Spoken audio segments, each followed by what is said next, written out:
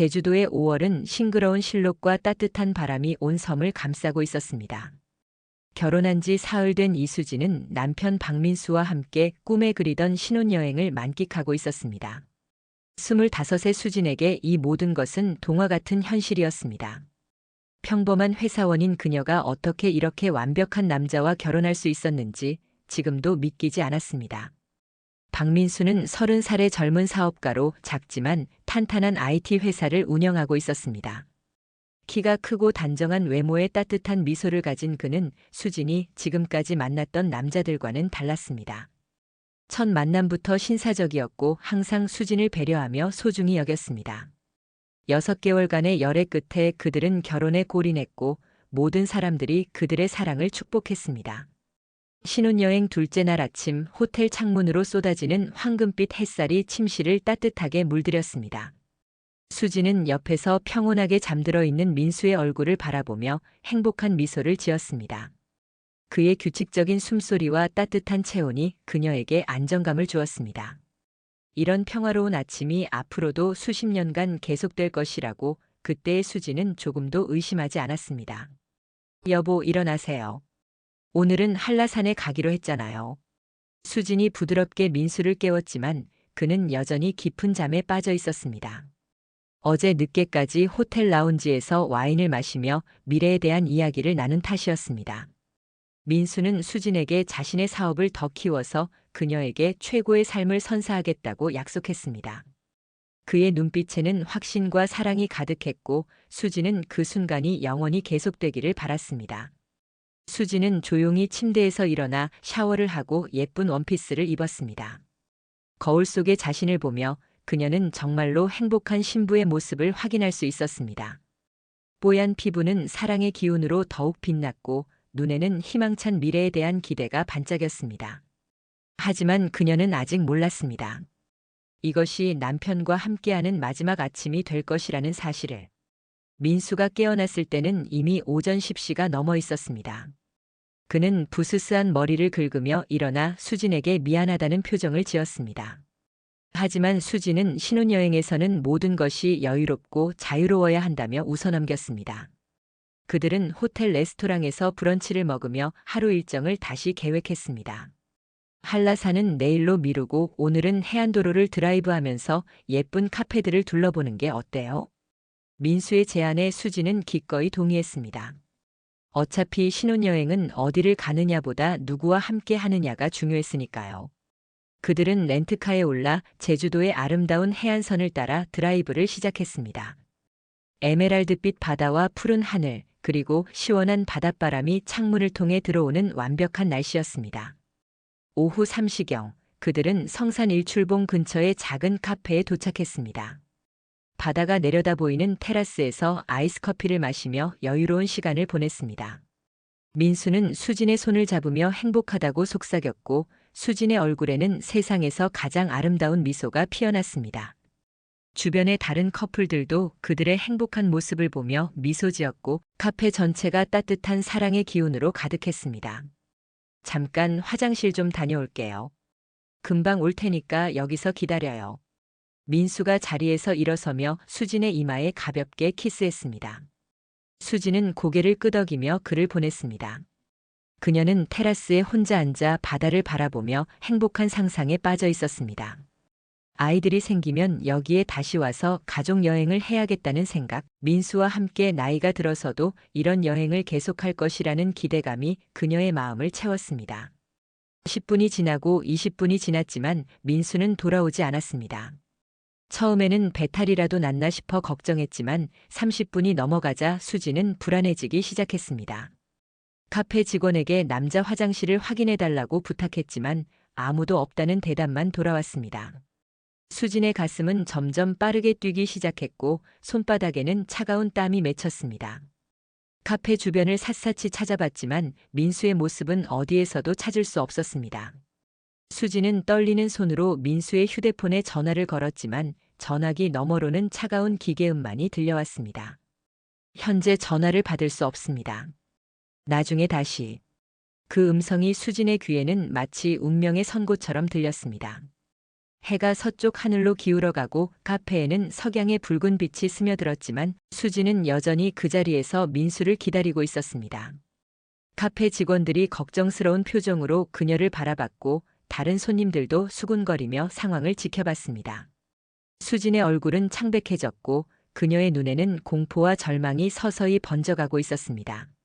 저녁 7시가 되어서야 수진은 마침내 경찰서에 신고 전화를 걸었습니다. 떨리는 목소리로 상황을 설명하는 동안 그녀는 이 모든 것이 악몽이기를 간절히 바랐습니다. 곧 민수가 나타나서 깜짝 이벤트였어라고 말하며 웃을 것이라고 이런 끔찍한 일이 현실일 리는 없다고 애써 자신을 달랬습니다. 하지만 시간이 흐를수록 이것이 농담이나 실수가 아니라는 현실이 그녀의 마음을 짓눌렀습니다. 그날 밤 수지는 혼자 호텔방에서 밤을 지새웠습니다. 민수의 옷들이 그대로 걸려있는 옷장, 그의 면도기와 칫솔이 놓인 화장대, 침대. 한쪽에 남아있는 그의 체온의 흔적들이 모두 그녀에게는 고문 같았습니다. 그녀는 창밖의 제주도 밤바다를 바라보며 어디선가 민수가 자신을 찾고 있을 것이라고 믿으려 애썼습니다.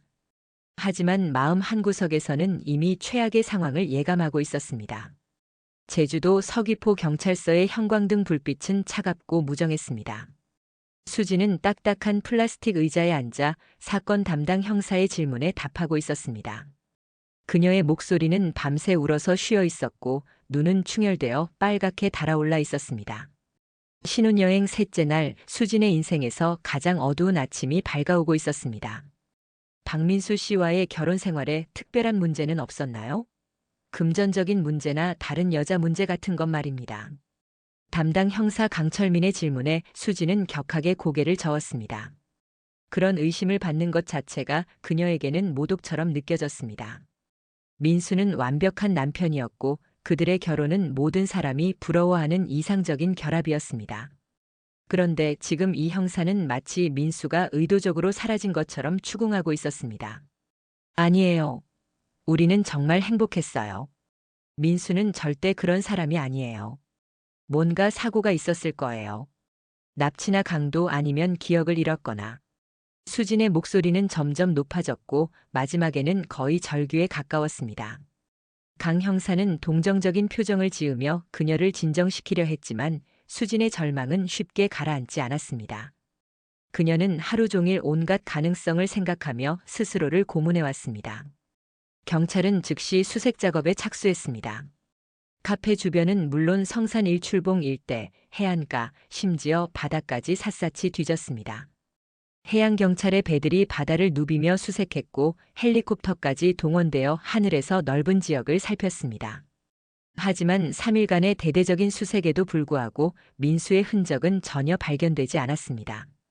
수지는 그 기간 동안 거의 먹지도 자지도 못했습니다. 그녀는 경찰서와 호텔을 오가며 소식을 기다렸고 틈틈이 민수가 갔을 만한 곳들을 직접 찾아다녔습니다. 제주도의 모든 병원, 응급실, 심지어 시체 안치소까지 확인했지만 결과는 매번 같았습니다. 박민수라는 사람은 마치 지구상에서 완전히 사라진 것처럼 어떤 흔적도 남기지 않았습니다. 가장 고통스러운 것은 양가 부모님들의 전화였습니다. 처음에는 걱정하며 위로해주던 부모님들도 시간이 지날수록 미묘한 변화를 보였습니다. 특히 시부모님은 수진에게 뭔가 숨기는 것이 있는 것은 아니냐며 의심의 눈초리를 보내기 시작했습니다. 그 시선들이 수진의 마음을 더욱 아프게 했습니다. 수진아, 민수가 최근에 이상한 행동은 없었니? 누군가와 만난다든지 돈 문제로 고민한다든지. 시어머니 박영숙의 질문에 수진은 또다시 억울함을 토해내야 했습니다. 그녀는 민수에 대해 알고 있는 모든 것을 털어놓았지만 시부모님들은 여전히 의심의 눈빛을 거두지 않았습니다. 마치 수진이 뭔가 중요한 것을 숨기고 있다는 듯이 말입니다. 일주일 후 수진은 어쩔 수 없이 서울로 돌아와야 했습니다. 회사에서 더 이상 휴가를 연장할 수 없다고 했고 제주도에 머물러 봐야 할 수 있는 일도 다 한 상태였습니다. 하지만 민수 없이 집으로 돌아가는 것은 그녀에게 가장 잔인한 현실 직면이었습니다. 김포공항에 내릴 때 수진의 다리는 떨렸고 숨이 막혔습니다. 신혼집으로 들어선 순간 수진은 주저앉고 말았습니다. 민수와 함께 정성스럽게 꾸몄던 집이 이제는 거대한 무덤처럼 느껴졌습니다. 거실 한쪽에는 아직 뜯지 않은 결혼 축하 선물들이 쌓여 있었고, 냉장고에는 신혼여행에서 돌아와서 함께 먹으려고 사두었던 음식들이 그대로 있었습니다. 모든 것이 그녀에게 민수의 부재를 더욱 절실하게 느끼게 했습니다. 첫 번째 밤 수지는 민수의 옷장을 열고 그의 셔츠를 끌어안고 울었습니다. 그의 채취가 아직 남아있는 옷에서 위로를 받으려 했지만 오히려 그리움만 더욱 커질 뿐이었습니다. 그녀는 민수의 베개를 껴안고 잠들려 했지만 옆자리의 공허함이 너무 커서 잠이 오지 않았습니다. 회사에 복귀한 수진의 모습은 동료들을 충격에 빠뜨렸습니다. 일주일 만에 그녀는 완전히 다른 사람이 되어 있었습니다. 화사하고 밝았던 신부의 모습은 온데간데 없고 그 자리에는 초췌하고 절망에 빠진 여자가 있었습니다. 동료들은 위로의 말을 건네려 했지만 수지는 그런 관심도 부담스러워했습니다. 시간이 지나면 나아질 거예요. 분명히 좋은 소식이 있을 거예요. 선배들의 위로에 수지는 억지로 미소 지으며 고개를 끄덕였지만 속으로는 절망이 더욱 깊어져 갔습니다. 경찰 수사는 실질적으로 중단된 상태였고 언론의 관심도 이미 다른 사건으로 옮겨간 뒤였습니다. 세상은 박민수의 실종을 잊어가고 있었지만 수진에게는 매일매일이 첫날과 같은 고통이었습니다. 한 달이 지나고 두 달이 지나도 민수에 대한 소식은 전혀 없었습니다. 수진은 점점 사람들의 시선이 바뀌는 것을 느꼈습니다. 처음에는 동정어린 눈빛이었지만 시간이 갈수록 의심과 추측의 시선으로 변해갔습니다. 심지어 일부 사람들은 수진이 남편을 죽이고 숨겼다는 황당한 추측까지 내놓았습니다. 가장 고통스러운 것은 시부모님과의 관계였습니다. 처음에는 함께 민수를 걱정하며 의지했던 그들이 점점 수진을 의심하기 시작했습니다. 특히 시어머니는 수진이 민수의 재산을 노리고 결혼한 것은 아니냐며 노골적으로 의심을 표현했습니다. 그런 말들이 수진의 마음에 독처럼 퍼져갔습니다. 6개월이 지났을 때 경찰은 공식적으로 수사를 중단한다고 발표했습니다. 더 이상 찾을 수 있는 단서가 없고 사건성이 의심된다는 이유였습니다. 그 소식을 들은 수지는 마지막 희망마저 잃은 것 같았습니다. 이제 정말로 아무도 민수를 찾아주지 않을 것이었습니다. 그날 밤 수지는 처음으로 민수가 정말 죽었을지도 모른다는 생각을 했습니다. 지금까지는 그가 기억을 잃었거나 어딘가에 갇혀 있을 것이라고 믿으려 했지만 이제는 그런 희망도 허상처럼 느껴졌습니다. 그녀는 침대에 누워 천장을 바라보며 앞으로 어떻게 살아가야 할지 막막함을 느꼈습니다. 25의 그녀에게는 남은 인생이 너무나 길고 절망적으로 보였습니다. 민수가 사라진 지 1년이 지났습니다. 수지는 실종 신고를 한 상태에서 그를 사망한 것으로 간주할 수는 없었기에 법적으로도 감정적으로도 애매한 상황에 놓여 있었습니다. 그녀는 여전히 기다리고 있었지만 동시에 현실적인 문제들과 마주해야 했습니다. 생활비, 집세, 그리고 무엇보다 혼자 살아가야 한다는 막막한 현실이 그녀를 짓눌렀습니다. 민수의 IT 회사는 그가 사라진 지 3개월 만에 문을 닫았습니다. 주요 고객들이 떠나갔고 직원들도 하나둘 다른 곳으로 이직했습니다. 수지는 민수의 사업 파트너들과 만나 회사 정리를 도왔지만 남은 것은 거의 없었습니다. 오히려 미지급 임금과 사무실 임대료 등 부채만 남아 있었습니다. 죄송합니다, 부인. 민수 형이 돌아오시면 꼭 연락드리겠습니다. 민수의 사업 파트너였던 김대호는 고개를 숙이며 사과했지만 수지는 그의 말에서 진실성을 느낄 수 없었습니다. 오히려 그들이 뭔가 숨기고 있는 것 같은 느낌을 받았지만 확실한 증거는 없었습니다. 결국 수지는 회사에 남은 자산으로 최소한의 부채만 정리하고 손을 떼야 했습니다. 신혼집도 더 이상 유지할 수 없었습니다. 민수의 수입이 없어진 상황에서 수진의 월급만으로는 두 사람이 살던 집의 비용을 감당하기 어려웠습니다. 그녀는 울며 겨자 먹기로 집을 정리하고 원룸으로 이사해야 했습니다. 민수와 함께 장만했던 가구들, 함께 고른 그릇들, 신혼 때 받은 선물들을 정리하는 과정은 그녀에게 또 한 번의 이별 의식 같았습니다. 이거는 꼭 가져가세요. 민수 씨가 돌아오시면 필요하실 거예요. 이삿짐 센터 직원의 말에 수지는 눈물을 터뜨렸습니다. 그 순간만큼은 모든 사람이 여전히 민수의 귀환을 믿고 있다는 것이 다행스러우면서도 더욱 슬펐습니다. 그녀는 민수의 옷들과 개인 물품들은 모두 보관했지만 나머지는 대부분 처분해야 했습니다. 새로운 원룸은 이전 집의 절반도 안 되는 크기였습니다. 창문도 작고 채광도 좋지 않았지만 수진에게는 그조차 감당하기 버거운 현실이었습니다. 민수 없이 혼자 생활하는 것은 경제적인 문제뿐만 아니라 정서적으로도 극도로 힘들었습니다. 매일 밤 혼자 잠들고 아침에 혼자 일어나는 것이 이렇게 고통스러운 일인지 그때서야 깨달았습니다. 직장에서의 상황도 점점 악화되었습니다. 초기에는 동료들이 동정심으로 수진을 배려해 주었지만 시간이 지나면서 그런 배려도 부담스러워하는 분위기가 감지되었습니다. 수진의 업무 효율성도 예전 같지 않았고 집중력 부족으로 실수를 자주 했습니다. 상사들은 점점 그녀에게 중요한 업무를 맡기지 않았고 수진은 회사에서도 소외감을 느끼기 시작했습니다.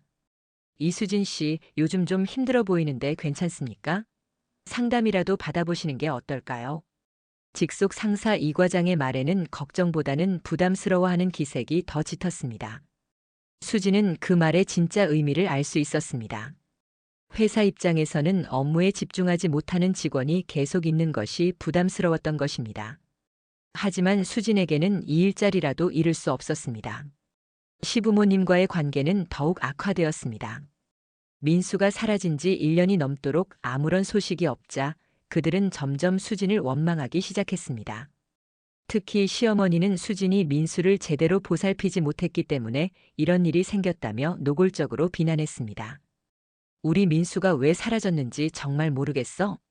신혼여행에서 남편이 사라진다는 게 말이 돼? 뭔가 숨기는 게 있는 거 아니야? 시어머니의 날카로운 추궁에 수진은 더 이상 참을 수 없었습니다. 그녀도 똑같이 민수를 그리워하고 찾고 있는데 마치 그녀가 가해자인 것처럼 취급받는 것이 억울했습니다. 결국 수진은 시부모님과 연락을 끊게 되었고 그로 인해 더욱 고립무원의 상황에 처하게 되었습니다. 2년째가 되자 수진의 주변 사람들은 그녀에게 새로운 시작을 권유하기 시작했습니다. 친구들은 소개팅을 주선하려 했고 부모님들도 민수를 잊고 새로운 사람을 만나라고 권했습니다. 하지만 수진에게는 그런 것들이 모두 배신처럼 느껴졌습니다. 수진아, 너무 자신을 괴롭히지 마. 민수도 내가 이렇게 사는 걸 원하지 않을 거야. 대학 동창 미영의 말에 수진은 격하게 반발했습니다. 아직 민수가 죽었다고 확인된 것도 아닌데 어떻게 다른 남자를 만날 수 있느냐며 울분을 토했습니다. 그런 수진의 모습에 친구들은 점점 거리를 두기 시작했고 수진은 더욱 고립되어 갔습니다. 3년째 수진은 심각한 우울증에 빠져 있었습니다. 약물 치료와 상담 치료를 받았지만 근본적인 해결책은 되지 못했습니다. 그녀는 민수에 대한 기억에 매달리며 살았고 새로운 것을 받아들이려는 시도를 하지 않았습니다. 주변 사람들은 그런 그녀를 이해하기 어려워했고 점점 멀어져 갔습니다. 직장에서도 결국 위기가 왔습니다. 수진의 업무 능력이 현저히 떨어진 것을 더 이상 간과할 수 없다며 회사에서는 그녀에게 사직을 권유했습니다. 그것은 사실상 해고 통보나 다름없었습니다. 수진은 자신의 마지막 보루마저 잃게 되었습니다. 이수진 씨도 새로운 환경에서 다시 시작하는 게 좋을 것 같습니다. 여기서는 너무 힘든 기억들이 많으시잖아요. 인사팀장의 말은 표면적으로는 배려처럼 들렸지만 실제로는 더 이상 필요 없는 직원이라는 선고였습니다. 수진은 퇴사 수속을 밟으며 자신의 인생이 완전히 무너져 내리는 것을 느꼈습니다. 이제 정말로 아무것도 남지 않았습니다. 퇴사 후 수진은 집에만 틀어박혀 지냈습니다. 구직 활동도 제대로 하지 않았고 사람들과의 연락도 거의 끊었습니다. 그녀의 세상은 점점 작아져서 결국 원룸 하나로 축소되었습니다. 민수와의 추억, 그에 대한 그리움, 그리고 돌아오지 않는 기다림만이 그녀의 전부가 되었습니다. 하지만 현실은 그녀의 감정 따위는 신경 쓰지 않고 계속 흘러갔습니다. 임대료는 매달 나가야 했고 생활비도 필요했습니다. 수지는 어쩔 수 없이 파트타임 일자리를 전전하며 근근히 살아가야 했습니다. 편의점 야간 아르바이트, 카페 서빙, 전단지, 배포 등 닥치는 대로 일했지만 그 돈으로는 최소한의 생활도 유지하기 어려웠습니다. 그렇게 수진의 20대 후반이 절망과 고통 속에서 흘러가고 있었습니다. 한때 행복한 신부였던 그녀는 이제 사회의 밑바닥에서 하루하루를 버텨내는 것이 전부인 여자가 되어 있었습니다. 하지만 그녀는 아직 몰랐습니다. 이 모든 고통이 더 큰 진실을 향한 서막에 불과하다는 것을. 민수가 사라진 지 5년이 흘렀습니다. 수지는 이제 30살이 되었지만 그녀의 얼굴에는 나이보다 훨씬 깊은 시간의 흔적이 새겨져 있었습니다. 끝없는 기다림과 절망, 그리고 생존을 위한 치열한 몸부림이 그녀를 완전히 다른 사람으로 만들어 놓았습니다.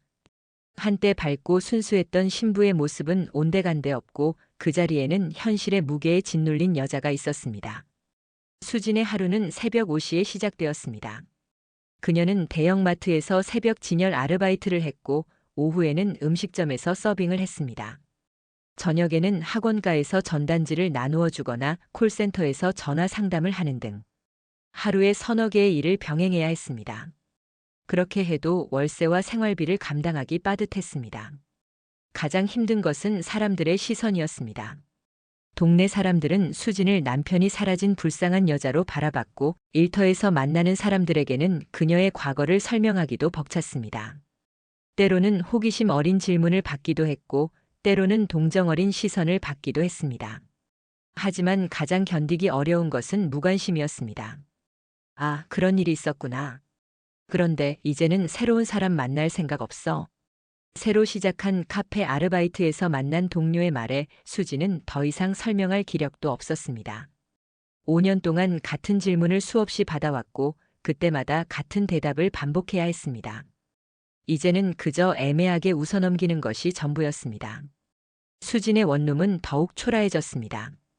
비가 오면 곰팡이 냄새가 났고 겨울에는 제대로 난방도 되지 않았습니다. 하지만 이곳이라도 잃을 수는 없었기에 그녀는 참고 견뎠습니다. 민수의 물건들은 여전히 작은 상자에 담아 방 한 구석에 보관하고 있었습니다. 가끔 밤에 그 상자를 열어보며 그를 그리워하는 것이 그녀의 유일한 위안이었습니다. 7년째 되던 해 수진에게 조금의 희망이 생겼습니다. 그녀가 일하던 작은 식당의 사장이 그녀의 성실함을 알아봐 정규직으로 채용해 주었던 것입니다. 월급은 많지 않았지만 적어도 안정적인 수입이 보장되었고 수진은 조금씩 생활을 정리할 수 있게 되었습니다. 수진아, 너 진짜 대단해. 이렇게 힘든 시기를 혼자 견뎌내다니. 식당 사장 김미숙은 수진의 사연을 알고 나서 더욱 그녀를 아껴주었습니다. 50대 중반의 김 사장은 자식 같은 마음으로 수진을 보살폈고 때로는 어머니 같은 조언도 해주었습니다. 수진에게는 오랜만에 만난 따뜻한 인연이었습니다. 하지만 안정이 찾아오자 오히려 더 큰 공허함이 밀려왔습니다. 바쁘게 살 때는 생각할 틈이 없었지만 조금 여유가 생기자 민수에 대한 그리움이 더욱 절실해졌습니다. 그녀는 밤마다 혼자 앉아 민수가 돌아온다면 어떤 모습일지, 자신의 변한 모습을 보고 어떻게 생각할지 상상하곤 했습니다. 8년째 수진은 처음으로 탐정사무소를 찾았습니다. 그동안 모은 돈으로 사설 탐정에게 민수를 찾아달라고 의뢰한 것입니다. 하지만 결과는 실망스러웠습니다. 이미 너무 많은 시간이 흘렀고 단서도 부족했습니다. 탐정은 솔직하게 말했습니다. 이 정도 시간이 지났다면 생존 가능성은 거의 없다고. 부인, 현실을 받아들이시는 게 어떨까요? 8년이면 충분히 긴 시간입니다. 탐정의 말에 수지는 분노했습니다. 어떻게 그런 말을 할 수 있느냐며 항의했지만 탐정은 냉정했습니다. 그는 수많은 실종 사건을 다뤄봤고 현실을 알고 있었습니다. 하지만 수진에게는 받아들일 수 없는 현실이었습니다. 9년째 수진은 자신도 모르게 변화하고 있었습니다. 절망과 체념이 그녀를 지배했고 삶에 대한 의욕도 점점 사라져갔습니다. 민수를 기다리는 것도 이제는 습관이 되어버렸고 실제로 그가 돌아올 것이라는 기대는 거의 남아있지 않았습니다. 하지만 그래도 그녀는 포기할 수 없었습니다. 그해 겨울 수지는 심한 감기에 걸려 병원에 입원했습니다. 오랜 과로와 스트레스로 면역력이 떨어진 상태에서 독감에 걸린 것이었습니다. 병원 침대에 혼자 누워 있으면서 수지는 처음으로 자신의 인생을 객관적으로 돌아볼 수 있었습니다. 내가 지금 뭘 하고 있는 거지? 이렇게 살아서 뭐 하는 거지? 34세가 된 수지는 자신의 인생이 완전히 정체되어 있다는 것을 깨달았습니다. 9년 동안 그녀는 한 발자국도 앞으로 나아가지 못했습니다. 오히려 뒤로 물러서기만 했습니다. 친구들은 모두 결혼하고 아이를 낳아 행복한 가정을 꾸리고 있었지만 수진만 홀로 시간이 멈춘 채 살고 있었습니다. 퇴원 후 수지는 조금씩 변화를 시도해 보기로 했습니다. 먼저 원룸을 조금 더 나은 곳으로 이사했고 자기 개발을 위해 야간 대학에 진학했습니다. 그것은 민수를 포기한다는 의미가 아니라 그가 돌아왔을 때 더 나은 모습으로 맞이하기 위한 준비라고 스스로에게 말했습니다. 하지만 변화는 쉽지 않았습니다. 수진의 마음속에는 여전히 민수가 차지하고 있는 공간이 너무 컸고 새로운 것들을 받아들이기 어려웠습니다. 학교에서 만난 사람들과도 깊은 관계를 맺지 못했고 여전히 과거에 머물러 있는 느낌이었습니다. 10년째가 다가오면서 수지는 이상한 예감을 느끼기 시작했습니다. 마치 무언가 큰 변화가 일어날 것 같은 느낌이었습니다. 그것이 좋은 변화일지 나쁜 변화일지는 알 수 없었지만 오랫동안 정체되어 있던 그녀의 인생에 드디어 움직임이 있을 것 같은 예감이었습니다. 그리고 그 예감은 곧 현실이 될 것이었습니다. 민수가 사라진 지 정확히 10년 만에 수진의 인생을 완전히 뒤바꿀 사건이 일어나게 될 것입니다. 하지만 그때의 수진은 아직 그것이 무엇인지 전혀 상상할 수 없었습니다. 그녀는 다만 하루하루를 견뎌내며 언젠가 올지도 모르는 기적을 기다리고 있을 뿐이었습니다. 김미숙 사장은 변화하려 노력하는 수진을 보며 안쓰러워했습니다. 10년이라는 세월이 한 여자의 청춘을 송두리째 앗아간 것을 보는 것은 같은 여자로서 너무 가슴 아픈 일이었습니다. 하지만 그녀도 어떻게 수진을 도와야 할지 몰랐습니다. 시간만이 해결책이라고 믿을 뿐이었습니다. 2024년 10월에 서울은 단풍으로 물들어 있었습니다. 민수가 사라진 지 정확히 10년 하고도 5개월이 지난 어느 목요일 오후 수지는 식당에서 평소와 다름없이 일하고 있었습니다. 오후 3시경 손님이 뜸한 시간대라 그녀는 테이블을 닦으며 창밖의 가을 풍경을 바라보고 있었습니다. 그때 그녀의 휴대폰이 울렸습니다. 화면에 나타난 번호는 낯설었습니다. 요즘 들어 스팸 전화가 많아서 수지는 처음에는 받지 않으려 했지만 뭔가 이상한 예감이 들어 전화를 받았습니다. 수화기 너머로 들려온 목소리는 중년 남성의 것이었고 예상보다 정중했습니다. 이수진 씨 맞으십니까? 저는 박영수 변호사입니다. 박민수 씨의 가족분과 관련해서 연락드렸습니다. 그 순간 수진의 심장이 멈추는 것 같았습니다. 10년 동안 민수와 관련된 연락을 받아본 적이 없었는데 갑자기 변호사라는 사람이 전화를 한 것입니다. 수진의 손은 떨리기 시작했고 목소리도 떨렸습니다. 민수와 관련해서요? 혹시 민수 소식이 있나요? 박영수 변호사는 잠시 침묵하더니 조심스럽게 말을 이었습니다. 직접 만나서 말씀드리는 게 좋을 것 같습니다. 내일 오후에 시간 내실 수 있으신가요? 중요한 일입니다. 수지는 더 이상 참을 수 없어 다시 물었습니다. 도대체 무슨 일인가요? 민수가 어떻게 됐나요? 살아있나요? 변호사는 깊은 한숨을 내쉬더니 말했습니다. 박민수 씨의 부모님께서 돌아가셨습니다. 시아버님은 지난달에, 시어머님은 그저께. 장례식이 내일 있습니다. 수지는 순간 아무 말도 할 수 없었습니다. 시부모님이 돌아가셨다는 소식도 충격이었지만 더 큰 충격은 10년 동안 연락을 끊고 지냈던 그들의 부고를 지금 들었다는 사실이었습니다. 그리고 무엇보다 궁금한 것은 왜 변호사가 자신에게 연락을 했느냐는 것이었습니다. 제가 왜? 저는 시부모님과 연락을 끊은 지 오래됐는데 유언과 관련된 일입니다. 자세한 것은 내일 장례식장에서 말씀드리겠습니다. 서울 추모공원에서 오후 2시에 뵙겠습니다. 변호사는 더 이상의 설명 없이 전화를 끊었습니다. 수지는 멍하니 휴대폰을 바라보며 상황을 정리하려 했습니다. 시부모님의 죽음, 유언, 그리고 장례식. 10년 만에 갑자기 들이닥친 소식들이 그녀의 머릿속을 혼란스럽게 했습니다. 그날 밤 수지는 잠을 이루지 못했습니다. 시부모님에 대한 복잡한 감정이 밀려왔습니다. 분명 그들은 민수가 사라진 일로 수진을 원망했고 심지어는 의심하기까지 했습니다. 하지만 동시에 그들은 민수의 부모였고 수진에게는 한때 가족이었던 사람들이었습니다. 다음 날 오후 수진은 10년 만에 정장을 차려입고 서울 추모공원으로 향했습니다. 지하철을 타고 가는 동안 그녀의 마음은 복잡했습니다. 그곳에서 누구를 만나게 될지 그리고 무엇을 듣게 될지 알 수 없었습니다. 하지만 한 가지 확실한 것은 이것이 민수와 관련된 유일한 단서일 수도 있다는 것이었습니다. 추모공원에 도착한 수지는 안내를 받아 장례식장으로 향했습니다. 그곳에는 생각보다 많은 사람들이 모여 있었습니다. 대부분 나이 드신 분들이었고 수진이 모르는 사람들이었습니다. 그녀는 조심스럽게 안으로 들어가 조문을 마쳤습니다. 영정 사진 속의 시부모님은 10년 전보다 많이 늙어 보였습니다. 특히 시어머니의 얼굴에는 깊은 슬픔이 배어 있었습니다. 수지는 그들 앞에서 절을 하며 복잡한 감정에 휩싸였습니다. 원망과 동시에 안쓰러움 그리고 뒤늦은 후회가 함께 밀려왔습니다. 이수진 씨 맞죠? 뒤에서 들려온 목소리에 수진이 돌아보니 중년의 신사가 서 있었습니다. 그가 바로 어제 전화를 걸었던 박영수 변호사였습니다. 그는 수진을 조용한 곳으로 안내했습니다. 먼저 조의를 표합니다. 시부모님을 잃으신 슬픔이 크시겠지만 중요한 말씀을 드려야 할 것 같습니다. 변호사는 서류 가방에서 봉투 하나를 꺼냈습니다. 시어머님께서 돌아가시기 전에 저에게 맡기신 유언장입니다. 내용을 확인해 보시겠습니까? 수지는 떨리는 손으로 봉투를 받았습니다.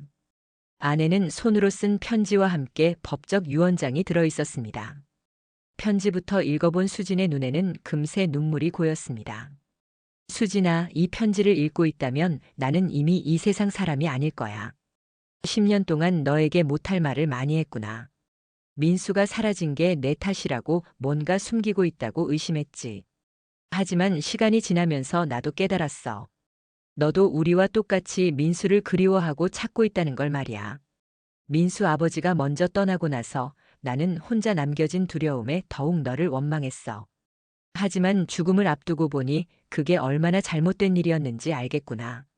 너는 우리 민수가 가장 사랑했던 사람이고 우리에게는 소중한 며느리였어. 미안하다, 수진아. 그리고 고마웠어. 너의 용서를 구할 자격도 없지만 부디 우리를 이해해다오. 늙은 부모가 아들을 잃은 슬픔을 감당하기 어려워서 그랬단다. 편지를 읽는 수진의 눈에서는 눈물이 흘러내렸습니다. 10년 동안 쌓였던 원망과 분노가 한순간에 녹아내리는 것 같았습니다. 시어머니도 그녀 나름의 방식으로 고통받고 있었던 것입니다. 유언장 내용도 확인해 보세요. 변호사의 말에 수지는 법적 문서를 펼쳐보았습니다. 그 내용은 충격적이었습니다. 시부모님은 자신들의 모든 재산을 수진에게 남긴다는 것이었습니다. 집, 예금, 그리고 민수의 이름으로 되어 있던 부동산까지 모든 것을 말입니다. 이게 정말인가요? 네, 법적으로 유효한 유언장입니다. 대략적인 재산 규모는 35억 원 정도 됩니다. 변호사의 말에 수지는 어지러웠습니다. 35억이라는 돈은 그녀가 상상도 할 수 없는 금액이었습니다. 그동안 하루하루 버티기 급급했던 그녀에게는 천문학적인 숫자였습니다. 하지만 저는 받을 수 없어요. 10년 동안 연락도 안 했는데 어떻게? 시어머님께서 그런 말씀을 하실 줄 알았다고 하시더라고요. 그래서 이것도 맡기셨습니다. 변호사는 또 다른 봉투를 꺼냈습니다. 안에는 예금 통장과 함께 짧은 메모가 들어 있었습니다. 이 돈은 우리 민수가 너에게 주고 싶어 했던 거야. 그 아이가 사업을 키워서 너에게 최고의 생활을 선사하고 싶다고 했잖니. 우리가 대신 해주는 거야. 부디 받아서 행복하게 살아다오. 수지는 더 이상 말을 할 수 없었습니다. 10년 동안 품고 있던 모든 감정이 한꺼번에 터져나왔습니다. 원망, 그리움, 고마움, 미안함이 뒤섞여 그녀의 마음을 휘젓고 있었습니다. 그때 장례식장 입구 쪽에서 소란이 일었습니다. 수지는 고개를 들어 그쪽을 바라봤고 그 순간 그녀의 시간이 완전히 멈춰버렸습니다. 10년 동안 그리워했던 그 사람, 박민수가 거기 서 있었습니다. 그는 10년 전보다 훨씬 성숙해 보였고 값비싼 정장을 입고 있었습니다. 하지만 그 얼굴, 그 눈빛은 분명히 수진이 사랑했던 그 사람이었습니다. 수지는 자리에서 일어날 수도 소리를 지를 수도 없었습니다. 마치 꿈을 꾸는 것 같았습니다. 민수도 수진을 발견했습니다. 그의 얼굴에는 놀라움과 함께 복잡한 감정이 스쳤습니다. 10년이라는 세월이 흐른 지금 그들은 다시 만나게 되었습니다. 하지만 이것은 기쁜 재회가 아니라 새로운 시작의 신호탄이 될 것이었습니다. 장례식장의 시간이 멈춘 것 같았습니다. 수지는 10년 동안 매일 그리워했던 남편의 얼굴을 믿을 수 없다는 표정으로 바라보고 있었습니다. 민수는 그녀보다 먼저 정신을 차리고 주변을 둘러보더니 조용히 다른 방향으로 걸음을 옮겼습니다. 하지만 수지는 그를 놓칠 수 없었습니다. 민수 씨. 수진의 절규 같은 외침이 장례식장에 울려 퍼졌습니다. 조문객들이 모두 놀라 그녀를 바라봤고 웅성거리는 소리가 들렸습니다. 수지는 그런 시선들은 전혀 신경 쓰지 않고 민수를 향해 달려갔습니다. 하지만 민수는 그녀를 피해 빠른 걸음으로 출구를 향해 갔습니다. 민수 씨, 저예요. 수진이에요. 수지는 울면서 그를 쫓아갔습니다. 10년 동안 억눌러왔던 모든 감정이 한꺼번에 터져나왔습니다. 그리움, 분노, 안도감, 배신감이 뒤섞여 그녀의 마음을 어지럽혔습니다. 박영수 변호사가 뒤따라오며 수진을 말렸지만 그녀는 듣지 않았습니다. 민수는 추모공원 주차장까지 와서야 멈춰 섰습니다. 그는 천천히 돌아서서 수진을 바라봤습니다. 그의 얼굴에는 10년 전의 따뜻함은 온데간데 없고 차가운 표정만이 남아 있었습니다. 수지는 그 표정을 보고 뭔가 잘못되었다는 것을 직감했습니다. 당신이 누구죠? 민수의 첫마디에 수지는 충격에 빠졌습니다. 그는 정말로 자신을 모르는 것처럼 말했습니다. 그 목소리, 그 말투까지도 10년 전과는 완전히 달랐습니다. 더욱 차갑고 더욱 거리감이 느껴졌습니다. 민수 씨, 저예요. 당신의 아내 수진이에요. 기억 안 나요? 수진이 다가가려 하자 민수는 한 발 뒤로 물러섰습니다. 죄송하지만 착각하신 것 같습니다. 저는 박민수가 아니라 이정훈입니다. 저희 아버지 장례식에 조문 와주셔서 감사하지만 저를 다른 사람으로 오해하고 계신 것 같네요. 수지는 더욱 혼란스러웠습니다. 이정훈? 아버지 장례식? 그렇다면 이 사람이 시아버지의 아들이라는 뜻인가요? 하지만 얼굴은 분명히 민수였습니다. 목소리만 다를 뿐 모든 것이 그녀가 사랑했던 남편과 똑같았습니다. 아니야, 당신은 박민수예요. 내 남편이라고. 2015년에 결혼해서 제주도로 신혼여행 갔잖아요. 수진의 목소리는 점점 높아졌고 절망적이었습니다. 민수. 아니, 이정훈이라고 자신을 소개한 그 남자는 냉정하게 고개를 저었습니다. 죄송합니다만 정말 착각하고 계신 것 같습니다. 저는 결혼한 적도 없고 제주도에 간 적도 없습니다. 어떤 이유로 저를 그분과 혼동하고 계신지는 모르겠지만 그때 박영수 변호사가 숨을 헐떡이며 달려왔습니다. 그는 상황을 파악하고 수진을 진정시키려 했습니다. 이수진 씨, 진정하세요. 혹시 충격이 너무 커서. 변호사님, 이 사람이 민수예요. 제 남편이라고요. 얼굴을 보세요. 변호사는 이정훈을 바라보더니 놀란 표정을 지었습니다. 확실히 수진이 말하는 대로 놀라울 정도로 닮아 있었습니다. 하지만 이정훈은 여전히 냉정했습니다. 저는 정말로 이정훈입니다. 신분증을 보여드릴까요? 그는 지갑에서 신분증을 꺼내 보여주었습니다. 거기에는 분명히 이정훈이라는 이름이 적혀 있었고 생년월일도 민수와 달랐습니다. 수지는 그 신분증을 보고 더욱 혼란에 빠졌습니다. 이런 일이, 어떻게 이런 일이. 수지는 주저앉을 것 같았습니다. 10년 동안 기다렸는데 이것이 현실이라는 것이 믿기지 않았습니다. 변호사가 그녀를 부축했습니다. 이수진 씨, 일단 진정하시고 이야기를 나눠보는 게 어떨까요? 이정훈 씨도 이런 놀라운 우연에 대해 설명을 듣고 싶어 하실 것 같은데요. 이정훈은 잠시 망설이더니 고개를 끄덕였습니다. 네, 저도 궁금합니다. 어떻게 이렇게까지 닮을 수 있는지. 그리고 왜 저희 부모님 장례식에 오셨는지도요. 세 사람은 추모공원 내의 조용한 카페로 자리를 옮겼습니다. 수지는 여전히 이정훈을 믿을 수 없다는 표정으로 바라보고 있었습니다. 모든 것이 똑같았습니다. 손의 모양, 목의 점, 심지어 말할 때의 습관까지. 하지만 그의 태도는 완전히 달랐습니다. 설명해 주시겠어요? 왜 저를 당신의 남편이라고 생각하시는 건가요? 이정훈의 질문에 수지는 떨리는 목소리로 자신의 이야기를 들려주었습니다. 민수와의 만남, 결혼, 신혼여행에서의 실종, 그리고 10년간의 기다림까지. 이정훈은 그 이야기를 들으며 복잡한 표정을 지었습니다. 정말 놀라운 이야기네요. 그런데 정말로 죄송하지만 저는 그 박민수라는 분이 아닙니다. 저는 평생 이정훈으로 살아왔고 결혼한 적도 없습니다. 그럼 당신의 과거는 뭐예요? 어디서 뭘 하고 살았는지 말해봐요. 수진의 다급한 질문에 이정훈은 차분하게 대답했습니다. 저는 미국에서 10년 동안 살았습니다. 대학을 졸업하고 IT 회사에 취직해서 실리콘밸리에서 일했어요. 아버지가 편찮으시다는 소식을 듣고 지난달에 돌아왔는데 이미 너무 늦었더군요. 수지는 그 말을 들으며 절망했습니다. 10년 동안 미국에 있었다면 제주도에서 실종될 수 없었습니다. 하지만 얼굴이 이렇게까지 똑같을 수는 없었습니다. 혹시 쌍둥이거나 형제는 아닌가요? 박영수 변호사의 질문에 이정훈은 고개를 저었습니다. 아니요, 저는 외아들입니다. 부모님도 다른 자식이 있다고 하신 적이 없어요. 그때 수진이 갑자기 일어섰습니다. DNA 검사를 해요. 그럼 확실해질 거예요. 당신이 정말 민수가 아닌지. 이정훈은 잠시 고민하더니 고개를 끄덕였습니다. 좋습니다. 그렇게 하죠. 그래야 부인도 포기하실 것 같으니까요.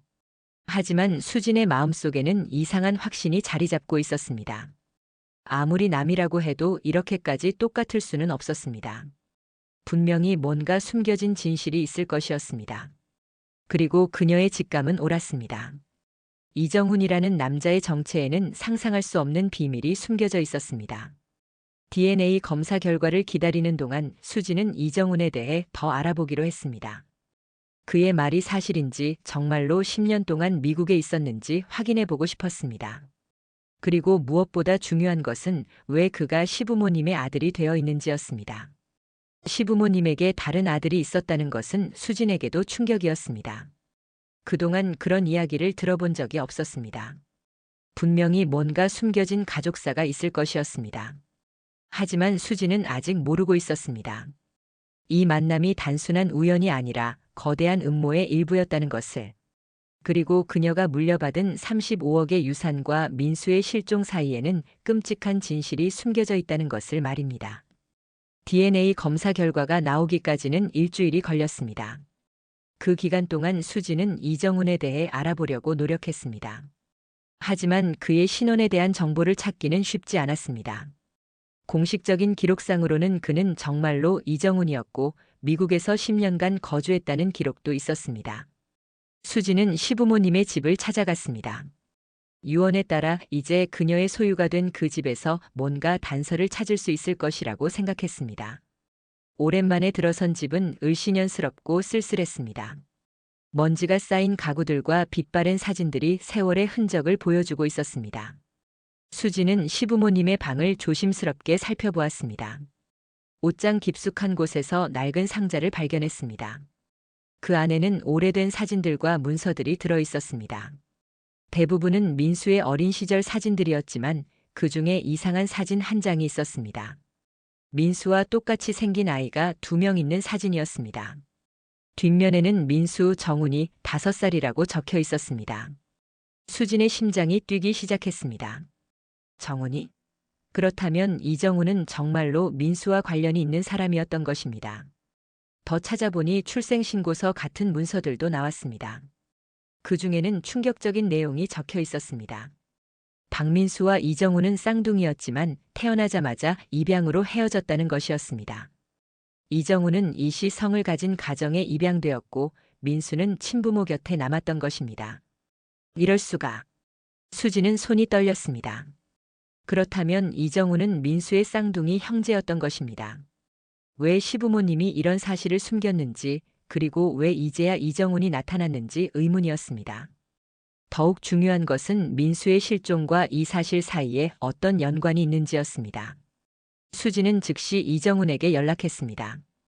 그와 만나서 이 사실을 확인하고 싶었습니다. 이정우는 놀란 것 같았지만 만나자는 제안을 수락했습니다. 그들은 조용한 카페에서 다시 만났습니다. 이 사진들을 보세요. 당신과 민수가 함께 찍힌 사진이에요. 수진이 사진을 보여주자 이정훈의 얼굴이 창백해졌습니다. 그는 한동안 사진을 바라보더니 깊은 한숨을 내쉬었습니다. 알고 있었어요. 뭐라고요? 제가 쌍둥이라는 것, 그리고 친부모가 따로 있다는 것 말입니다. 양부모님께서 제가 성인이 된 후에 알려주셨어요. 수지는 더욱 혼란스러웠습니다. 그럼 왜 모른다고 했어요? 왜 민수를 모른다고 했는 거예요? 이정우는 잠시 망설이더니 입을 열었습니다. 민수 형이 실종됐다는 소식을 들었어요. 미국에 있을 때 말입니다. 그때 처음으로 제게 쌍둥이 형제가 있다는 것을 알았죠. 그럼 왜 나서지 않았어요? 왜 도움을 주지 않았어요? 양부모님이 말렸어요. 괜히 복잡해질 일에 끼어들지 말라고. 그리고 저도 솔직히 한 번도 만난 적 없는 형에게 감정을 느끼지 못했습니다. 수지는 화가 났습니다. 10년 동안 자신이 겪은 고통을 생각하면 이정훈의 냉담함이 이해되지 않았습니다. 그럼 지금은 왜 나타난 거예요? 갑자기 왜? 이정훈은 고개를 숙였습니다. 친부모님이 돌아가시면서 저를 찾으셨어요. 유언에서 저를 아들로 인정하시고 재산의 일부를 남겨주셨다고 하더군요. 그래서 돈 때문에 나타난 거군요. 수진의 목소리가 높아졌습니다. 이정훈은 부인하려 했지만 수진의 눈빛은 차가웠습니다. 그때 카페 문이 열리며 박영수 변호사가 들어왔습니다. 그의 얼굴에는 심각한 표정이 떠올라 있었습니다. 두 분 다 계시네요. DNA 검사 결과가 나왔습니다. 변호사는 서류 봉투를 테이블에 놓았습니다. 예상대로 두 분은 직접적인 혈연 관계는 아닙니다. 하지만 수진이 다급하게 물었습니다. 이상한 점이 있습니다. 이정훈 씨의 DNA에서 박민수 씨의 것과 일치하는 부분이 상당히 많이 발견되었습니다.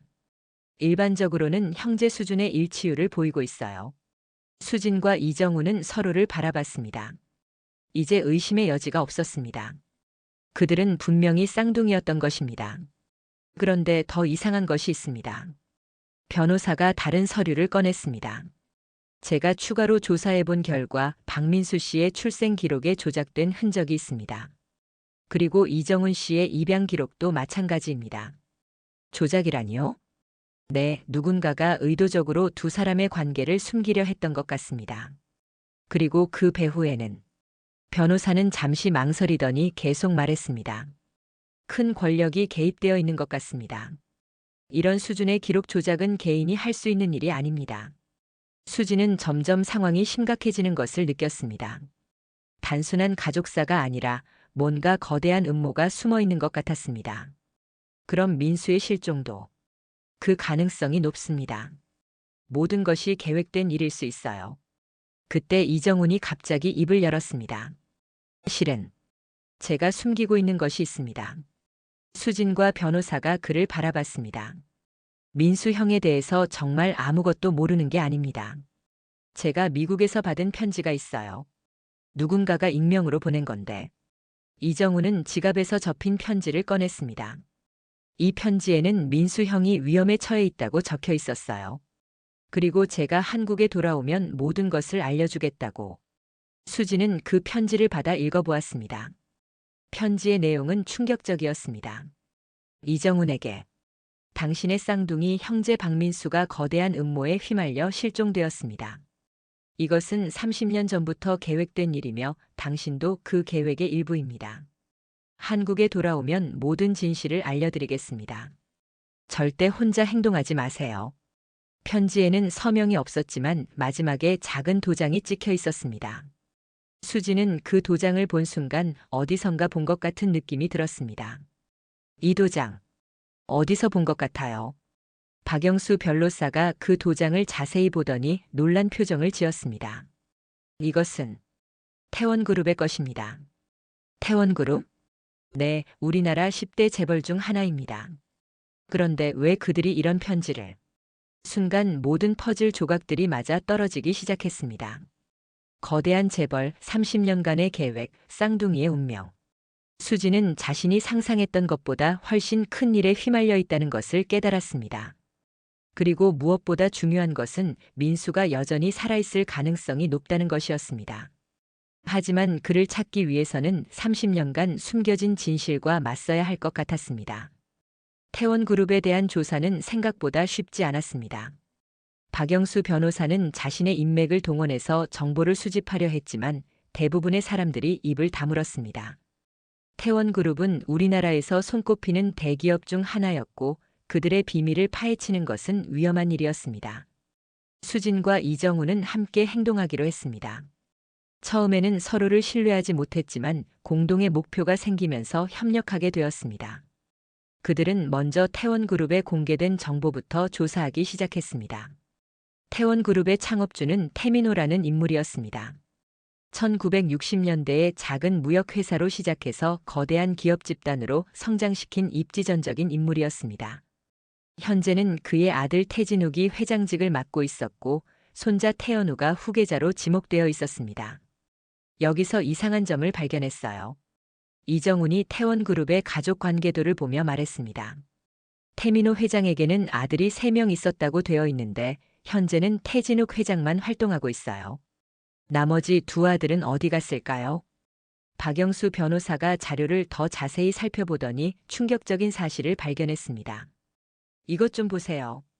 태민호 회장의 둘째 아들 태진수가 1995년에 급작스럽게 사망했다고 되어 있는데 사인이 명확하지 않아요. 그리고 셋째 아들 태진호는 아예 기록에서 사라졌습니다. 수지는 점점 불안해졌습니다. 재벌가의 권력 다툼에 민수가 휘말린 것일까요? 하지만 평범한 IT 업체 사장이었던 민수가 태원그룹과 무슨 연관이 있을지 도무지 이해할 수 없었습니다. 며칠 후 이정훈에게 또 다른 편지가 도착했습니다. 이번에는 구체적인 만남의 장소와 시간이 적혀 있었습니다. 남산타워 전망대 오늘 밤 11시. 편지의 마지막에는 경고가 적혀 있었습니다. 절대 혼자 오지 마세요. 위험합니다. 같이 가야겠어요. 수진의 말에 이정훈은 고개를 끄덕였습니다. 박영수 변호사도 함께 가겠다고 했지만 편지에서 많은 사람이 오면 위험하다고 했기 때문에 수진과 이정훈만 가기로 했습니다. 그날 밤 11시 남산타워 전망대는 을씨년스럽게 한적했습니다. 평소 같으면 야경을 보러 온 연인들로 붐볐을 텐데 늦은 시간이라 사람이 거의 없었습니다. 수진과 이정훈은 긴장한 채로 약속 장소에서 기다렸습니다. 이정훈 씨인가요? 뒤에서 들려온 목소리에 2 사람이 돌아보니 60대로 보이는 단정한 복장의 남성이 서 있었습니다. 그의 얼굴에는 깊은 피로와 걱정이 스며 있었습니다. 네, 맞습니다. 편지를 보내신 분이신가요? 저는 김철민입니다. 태원그룹에서 30년간 일한 전 임원입니다. 오늘 이 자리에 나온 것은 제 양심 때문입니다. 김철민은 주변을 조심스럽게 살피더니 낮은 목소리로 말을 이었습니다. 먼저 부인께 사과드립니다. 10년 동안 남편분을 그리워하며 고생하셨을 텐데. 수진의 가슴이 뛰기 시작했습니다. 민수에 대해 뭔가 아세요? 살아있나요? 김철민은 고개를 끄덕였습니다. 네, 살아있습니다. 하지만 상황이 복잡합니다. 이야기가 길어질 텐데 들을 준비가 되셨나요? 수진과 이정훈은 간절한 눈빛으로 고개를 끄덕였습니다. 김철민은 깊은 한숨을 내쉬며 30년 전부터 시작된 이야기를 풀어놓기 시작했습니다. 1995년 태원그룹 창업주 태민호 회장의 둘째 아들 태진수가 의문의 죽음을 당했습니다. 공식적으로는 교통사고였지만 실제로는 큰아들 태진욱이 계획한 살인이었습니다. 태진수는 아버지로부터 후계자로 지목받을 뻔했거든요. 수지는 숨을 죽이며 이야기를 들었습니다. 태진수에게는 임신한 애인이 있었습니다. 하지만 태진수가 죽자 그 여자는 무서워서 도망쳤어요. 그리고 쌍둥이 아들을 낳았습니다. 설마. 이정훈의 얼굴이 창백해졌습니다. 네, 맞습니다. 박민수와 이정훈, 당신들이 바로 태진수의 아들들입니다. 태원그룹의 정당한 상속자들이죠. 수지는 충격에 빠져 말을 할 수 없었습니다. 민수가 재벌의 아들이었다니, 그리고 자신이 재벌가의 며느리였다니 믿을 수 없었습니다. 그럼 왜 우리를 헤어뜨려 놓았나요? 왜 입양을 보냈나요? 태진욱이 모든 것을 조작했습니다. 당신들의 존재가 알려지면 자신의 상속권에 문제가 생기니까요. 그래서 한 명은 입양을 보내고 한 명은 평범한 가정에서 자라게 했습니다. 혹시라도 나중에 문제가 될까봐 감시하면서 말입니다. 김철민은 더욱 충격적인 사실을 털어놓았습니다. 박민수의 IT 회사도 태원그룹에서 뒤에서 지원한 것입니다. 그를 통제하기 위해서요.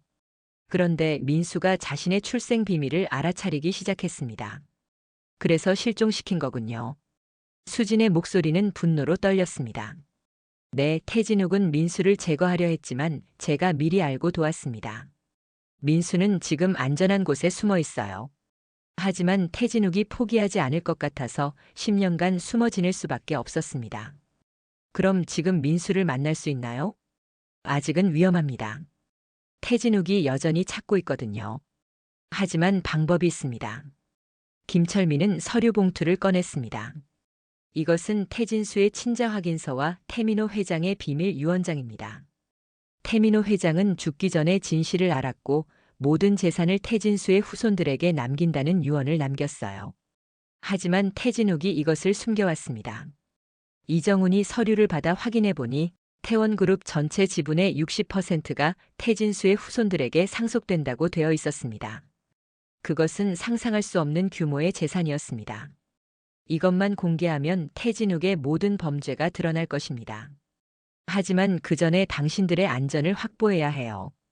김철민은 수진에게 또 다른 봉투를 건넸습니다. 이것은 민수가 부인에게 쓴 편지입니다. 10년 동안 전하지 못해서 죄송합니다.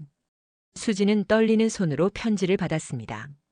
10년 만에 받는 남편의 편지였습니다. 그 순간 그녀의 눈에서는 눈물이 쏟아져 내렸습니다. 10년간의 모든 고통과 기다림이 헛되지 않았다는 안도감이 밀려왔습니다. 하지만 이것은 시작에 불과했습니다. 이제 태진욱과의 마지막 대결이 남아 있었고 수진은 아직 모르고 있었습니다. 자신이 곧 상상할 수 없는 부와 권력을 손에 넣게 될 것이라는 사실을. 민수의 편지를 읽는 수진의 눈에서는 끊임없이 눈물이 흘러내렸습니다. 편지에는 10년 동안 그가 얼마나 수진을 그리워했는지 그리고 왜 돌아갈 수 없었는지에 대한 애절한 사연이 담겨 있었습니다. 수진아, 이 편지를 읽고 있다면 김철민 부장이 약속을 지킨 것이군요. 10년 동안 당신을 혼자 두고 있어서 정말 미안해요. 매일 밤 당신 생각에 잠들지 못했습니다. 하지만 태진욱의 위협 때문에 돌아갈 수 없었어요. 당신에게 위험이 닥칠까봐 두려웠습니다. 이제 곧 모든 진실이 밝혀질 것이고 우리는 다시 만날 수 있을 거예요. 조금만 더 기다려주세요. 당신을 영원히 사랑합니다. 편지를 다 읽은 수진은 김철민을 바라보며 물었습니다. 언제 민수를 만날 수 있나요? 곧입니다. 하지만 그 전에 태진욱을 완전히 무너뜨려야 해요. 그가 살아있는 한 당신들은 안전하지 못합니다. 김철민은 구체적인 계획을 설명했습니다. 먼저 언론에 태민호 회장의 진짜 유언장을 공개하고 태진욱의 범죄 증거들을 제출하는 것이었습니다. 그리고 동시에 수진과 이정훈이 태원그룹의 정당한 상속자라는 사실을 알리는 것이었습니다. 하지만 태진욱도 만만치 않을 거예요. 30년간 권력을 쌓아온 사람이니까요. 반격이 있을 것을 각오해야 합니다. 다음 날 한국 최대 방송사의 저녁 뉴스에서 충격적인 보도가 나갔습니다. 태원그룹 태진욱 회장의 권력 찬탈 의혹이 제기되었습니다. 30년 전 의문의 죽음을 당한 태진수 씨의 아들들이 살아있으며 태민호 전 회장의 진짜 유언장에 따르면 이들이 태원그룹의 정당한 상속자라는 주장이 나왔습니다. 뉴스는 김철민이 제공한 모든 증거들을 상세히 보도했습니다. 태진수의 죽음이 사고가 아닌 살인이었다는 증거, 태진욱이 조카들의 존재를 숨기고 감시해온 증거, 그리고 무엇보다 태민호 회장의 진짜 유언장까지. 뉴스가 나간 직후 태원그룹의 주가는 폭락했습니다. 투자자들이 패닉에 빠져 주식을 팔아치우기 시작했고 그룹 전체가 혼란에 빠졌습니다. 태진욱은 긴급 기자회견을 열어 모든 것이 거짓이라고 주장했지만 이미 늦었습니다. 수진은 집에서 뉴스를 보며 믿을 수 없어 했습니다. 자신이 재벌가의 며느리라니, 그리고 곧 상상할 수 없는 재산을 상속받게 될 것이라니. 10년간의 가난과 고생이 모두 꿈처럼 느껴졌습니다. 며칠 후 검찰이 태진욱에 대한 수사에 착수했습니다. 30년 전 태진수 살인 사건부터 시작해서 조카들에 대한 감시와 협박, 유언장 위조 등 수많은 범죄 혐의가 제기되었습니다. 태진욱은 구속되었고 그의 아들 태연우도 공범 혐의로 조사를 받게 되었습니다.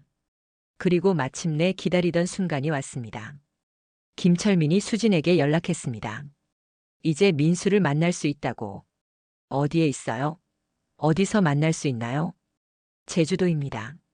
10년 전 신혼여행 갔던 그 호텔에서 기다리고 있어요. 수진의 가슴이 뛰었습니다. 모든 것이 시작된 그곳에서 끝이 날 것이었습니다. 그녀는 즉시 제주도행 비행기표를 예약했습니다. 제주도에 도착한 수진은 10년 전과 똑같은 그 호텔로 향했습니다. 로비에 들어서는 순간 그녀는 멀리서 자신을 바라보고 있는 남자를 발견했습니다. 박민수였습니다. 10년의 세월이 흘렀지만 여전히 그녀가 사랑했던 그 사람이었습니다. 수진아. 민수가 달려와 수진을 끌어안았습니다. 10년 동안 꿈꿔왔던 순간이었습니다. 수진은 민수의 품에서 모든 고통과 절망을 털어버릴 수 있었습니다. 미안해, 정말 미안해. 이렇게 오래 기다리게 해서. 민수의 목소리도 울음으로 떨렸습니다. 그도 10년 동안 수진을 그리워하며 고통받아왔던 것입니다. 이제 다 끝났어요. 우리 다시 시작해요. 그들은 10년 전 신혼여행 때와 똑같은 방에서 하룻밤을 보냈습니다. 서로의 근황을 나누고 잃어버린 시간에 대해 이야기했습니다.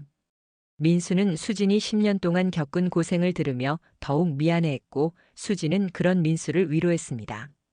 다음 날 서울로 돌아온 그들에게는 더 큰 놀라움이 기다리고 있었습니다. 법원에서 태민호 회장의 유언장이 정식으로 인정되었고 수진과 이정훈 그리고 민수의 태원그룹 지분의 60%를 상속받게 되었다는 것입니다. 축하드립니다. 이제 두 분은 태원그룹의 최대 주주입니다. 박영수 변호사의 말에 수진은 아직도 믿어지지 않았습니다. 며칠 전까지만 해도 식당에서 아르바이트를 하던 자신이 이제 수조 원의 재산을 가진 재벌이 되었다는 것이 현실 같지 않았습니다. 그럼 이제 어떻게 해야 하나요? 먼저 임시 주주총회를 열어 새로운 경영진을 구성해야 합니다. 태진욱과 그의 측근들을 모두 축출하고 새로운 시작을 해야죠. 수진과 민수 그리고 이정우는 태원그룹의 새로운 소유주로서 첫 발을 내딛었습니다. 하지만 이것은 단순한 권력 승계가 아니었습니다. 그들에게는 더 큰 목표가 있었습니다. 태원그룹의 임시 주주총회가 열린 날 수진은 생애 처음으로 정장을 차려입고 회의실에 들어섰습니다. 10년 전 신혼여행에서 실종된 남편을 찾아 헤매던 그 여자가 이제 대한민국 최대 기업 중 하나의 소유주가 되어 있었습니다. 인생의 아이러니가 이보다 클 수는 없었습니다. 회의실에는 태원그룹의 주요 임원들과 주주들이 모여 있었습니다. 그들 대부분은 수진을 곱지 않은 시선으로 바라봤습니다. 하루아침에 나타난 이 젊은 여자가 자신들의 운명을 좌우하게 될 것이라는 사실을 받아들이기 어려워했습니다. 이제 새로운 경영진을 임명하겠습니다. 수진의 첫 번째 결정은 모든 사람을 놀라게 했습니다. 그녀는 자신이 직접 회장직을 맡는 대신 김철민을 임시 회장으로 임명했습니다. 그리고 민수를 부회장으로 이정훈을 전략기획실장으로 임명했습니다. 저는 아직 경영에 대해 배워야 할 것이 많습니다. 하지만 태원그룹을 정의롭고 투명한 기업으로 만들겠다는 의지만은 확고합니다. 수진의 첫 연설은 짧았지만 강력했습니다. 그녀는 태진욱 시대의 모든 부정부패를 척결하고 직원들의 복리후생을 대폭 개선하겠다고 약속했습니다. 수진의 이런 활동은 언론의 큰 주목을 받았습니다.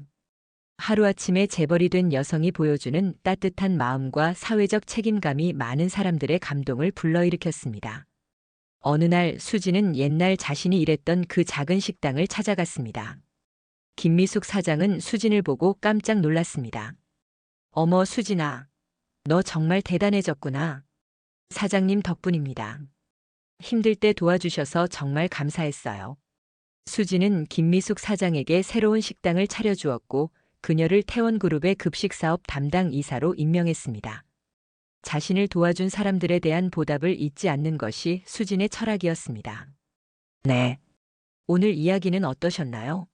오늘 이야기를 듣고 어떻게 생각하시는지 어머님, 아버님의 생각을 댓글로 공유해 주세요. 또한 좋아요, 구독, 알람 설정을 통해 앞으로도 따뜻한 정을 나눌 수 있게 함께 해주세요. 어머님, 아버님의 삶의 지혜와 경험을 나눌 수 있는 통로가 되겠습니다. 저는 또 다른 사연으로 찾아뵙겠습니다. 감사합니다.